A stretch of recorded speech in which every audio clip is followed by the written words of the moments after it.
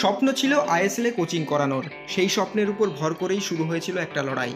প্রথম বাঙালি হিসাবে AFC pro licence pass করেছিলেন শঙ্করলাল চক্রবর্তী। এহেন প্রাক্তন ফুটবলারের মুকুটে যোগ হয়েছিল নতুন পালক।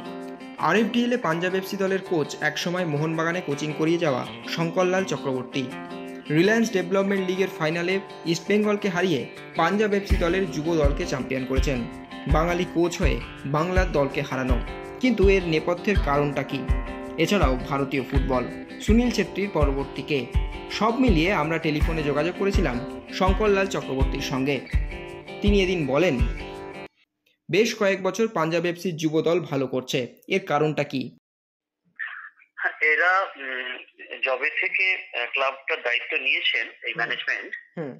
আমি যেটা দেখলাম, এরা ফার্স্ট টিম মানে সিনিয়র টিমের সাথে সাথে বাচ্চাদের টিমটাকে তৈরি করার সমস্ত ডিপার্টমেন্ট 11, 13, 15, 17, 19 এবং তারপরে 21, এরা সেইভাবেই যত্ন সহকারে এর পেছনে যাবতীয় যা সাপোর্ট দেওয়ার, অর্থ থেকে শুরু করে মাঠ, পরিবেশ, তাদের থাকার ব্যবস্থা, 4 বেলার খাওয়া, ভালো নিউট্রিশন রাখা, যোগা টিচার রাখা, সাইকেট্রিক রাখা, সাইকোলজি যিনি দেখেন, একটা মনোবিদ মানে বাংলা যাকে বলি আমরা, তার ওপর তোমার স্কুল, এন্টারটেনমেন্টের জন্য মাসে এদের নানা রকম অ্যাক্টিভিটির মধ্যে রাখা, এবং প্রত্যেকের জন্য আলাদা করে coach, assistant coach, goalkeeper coach, মানে একটা অনেকটাই, মানে পুরোপুরি বলবো না, অনেকটাই ফরেনের একটা সেট আপের মতন,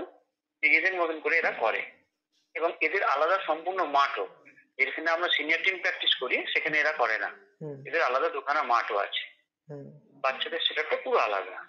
তো এই পরিকল্পনা এরা শুরু থেকেই করে এসেছে, যার ফলে শুরুর দিকে না হলেও পরে আস্তে আস্তে আজকে সমস্ত গ্রুপ 13, 15, 17 সব প্লে অফ খেলছে। কেউ গোয়াতে খেলছে, কেউ ওড়িশাতে খেলছে, কেউ অমৃতসরে খেলছে, মানে ছড়িয়ে ছিটিয়ে আছে।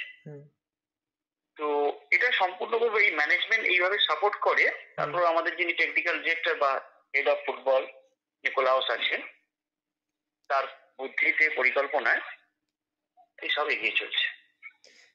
তো আরেকটা যেটা বিষয়, সেটা হচ্ছে যে বাংলার একটি দল ইস্টবেঙ্গল অবশ্যই একটা বড় নাম। সেক্ষেত্রে ইস্টবেঙ্গলের বিরুদ্ধে জেতার আগে ফাইনালে কি ট্যাকটিক্স করেছিলেন, বা মানে পরিকল্পনাটা কি ছিল ফাইনালের আগে, সেটা যদি একটু বলেন। না, এরকম কোনো ব্যাপার ছিল না যে বাংলার টিম, আমি অপোনেন্টে বাঙালি কোচ, জিততে হবে, করতে হবে, মানে ইস্টবেঙ্গল বলে কি কোনো আলাদা প্রেশার ছিল? না না, এরকম কোনো প্রেশার নয়, কারণ ফাইনালে যে কোনো টিমই তোমাকে মিট করতে হতো। সেখানে ইস্টবেঙ্গল ওরা মুতুটকে হারিয়ে উঠেছে। হ্যাঁ, তো আমাদের যেটা ছিল, প্রথম থেকেই টুর্নামেন্টের শুরু থেকেই একটা টার্গেট ছিল, আমাদেরকে ভারত সেরা হতে হবে। আর আমাদের যে ছেলেগুলো অত্যন্ত ভালো ছেলে, এবং একটা পরিকল্পনার মাধ্যমে আমাদের সাথে এগোচ্ছিল। তো ধীরে ধীরে ধীরে ধীরে ইভেন আমরা মোহনবাগানকেও গোয়াতে আমরা 2 গোলে হারিয়েছিলাম। মুম্বাই এফসি কে আমরা 5 গোলে হারিয়েছিলাম গোয়াতে। হ্যাঁ, তারপর ব্যাঙ্গালোরকে সেইখানে হারালাম। এরকম কোনো মানে এই নয় যে ইস্টবেঙ্গল নামটা বড় হতে পারে, কিন্তু কোয়ালিটি অফ প্লেয়ার্স আমাদের অনেক বেটার ছিল, তো যে কারণে ম্যাচটা আমাদের বেরিয়ে হয়েছে। মানে প্লেয়ারদের উপর ভিত্তি করেই ইস্টবেঙ্গলকে হারানোর জন্য আপনারা ছক কষেছিলেন, আলাদা কোনো গেম প্ল্যান বা এরকম কিছু নয়? না না, প্ল্যান তো থাকবেই। যেরকম 2টো সাবস্টিটিউট করলাম, 2টো সাবস্টিটিউটেই গোল এসছে, এইসব প্ল্যান থাকবেই। কিন্তু আলটিমেটলি দিনের শেষে ফুটবলটা হয় প্লেয়ারদের জন্য, কারণ প্লেয়াররা যেভাবে পারফর্ম করবে অ্যাকর্ডিং তার গেম প্ল্যান অনুযায়ী, তবেই তুমি সাকসেস পাবে। এবারে এসে আসি একটু ব্যক্তি শঙ্করলাল চক্রবর্তীর কাছে। দাদা, আপনি তো প্রো লাইসেন্স করেছেন, সেক্ষেত্রে আপনি কি আইএসএল এর সিনিয়র দলে স্বপ্ন দেখেন? নিশ্চয়ই, আইএসএল এ হেড কোচ হবো, ভারতবর্ষের হেড কোচ হবো, এটা স্বপ্ন, এটাই তো চ্যালেঞ্জ। তার জন্য মানে কিভাবে করছেন সেটা যদি একটু বলেন। তার জন্য যখন যে কাজ পাচ্ছি, এর আগে আমাদের আইএসএল এর যেটা আমাদের স্ট্রাইক কোচ করছিলেন, উনি 2টো ম্যাচে রেড কার্ড হয়ে গেছিলেন, 2টো ম্যাচ আমি সামলেছি।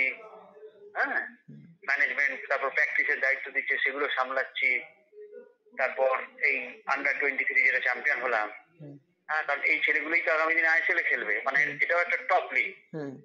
মানে যখন যে দায়িত্ব দিচ্ছে, তারপর আমাকে পাঞ্জাব লিগের দায়িত্ব দিয়েছিল, ওরা রেলিগেশনে পড়ে গেছিল, কারণ টিমটা তৈরি করতে পারেনি। তারপর আমাকে দেওয়াতে আমি তখন টপ 4 শেষ করাই। তো যখন যে দায়িত্বগুলো দেবে, সেগুলোকে আমাদের 100% সাকসেসে আনতে হবে। এবং সেটার মধ্যে কি এটা কি খুব গুরুত্বপূর্ণ, এই জয়টা কি, ফাইনাল জয়টা কি খুব গুরুত্বপূর্ণ হয়ে দাঁড়ালো আপনার অন্ততপক্ষে এখনকার পর্যন্ত কেরিয়ারে এই জয়টা? না, যে কোনো জয় অত্যন্ত গুরুত্বপূর্ণ, তবে এগুলো প্রমাণ করে যে হ্যাঁ, ঠিকঠাক করে অন্তত এগোচ্ছে কোচিংটা। দাদা, সম্প্রতি সুনীল ছেত্রী অবসর নিয়েছেন, তো সেক্ষেত্রে কি আপনি কি ভাবছেন যে সুনীল ছেত্রী ভারতের পরবর্তী সুনীল ছেত্রীকে হয়ে উঠতে পারেন? নিশ্চয়ই। এত বছর ধরে ও সার্ভিস দিয়েছে ভারতবর্ষকে, এটা একটা নিঃসন্দেহে তারিফ যোগ্য। তবে আমি মনে করি না বিশ্ব ফুটবলেও তাই, সাময়িক হয়তো অভাব অনুভূত হতে পারে, কিন্তু কেউ না কেউ উঠে আসবে সময়ের সাথে সাথে। সেরকম কোন প্লেয়ার চোখে পড়ছে? এই মুহূর্তে সেইভাবে নয়, একটু সময় দিতে হবে, কারণ কেউ তো স্ট্রাইকারে আর খেলছে না। তো একটু সময় দিলে নিশ্চয়ই বেরোবে, এত বড় দেশ, কেউ না কেউ উঠে আসবে। সেক্ষেত্রে বাঙালি ফুটবলার, ভারতীয় দলে প্রতিনিধিত্ব আমরা দেখি যে বাঙালি ফুটবলার কম, সেক্ষেত্রে বাঙালি ফুটবলারদের উঠে আসার ক্ষেত্রে কি অভাব বলে মনে করছেন?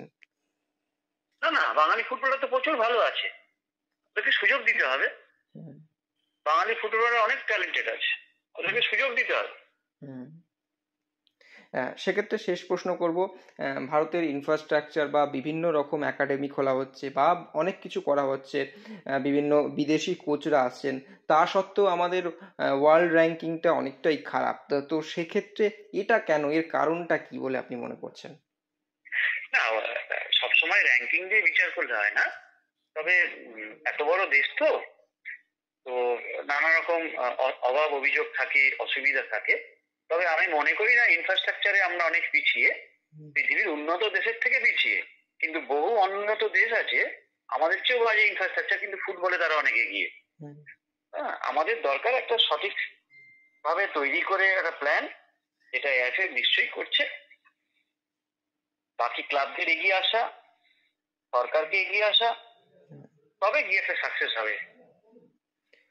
আগামী দিনে কি মনে করছেন যে পাঞ্জাব এফসি আইএসএল এ আরো ভালো উন্নত করবে, কি মনে করছেন বা কি দরকার পাঞ্জাব এফসির জন্য? না, যেভাবে ওরা এগোচ্ছে, হ্যাঁ, আগামী দিনে পাঞ্জাব একটা বড় টিম হয়ে দাঁড়াবে। Extra time.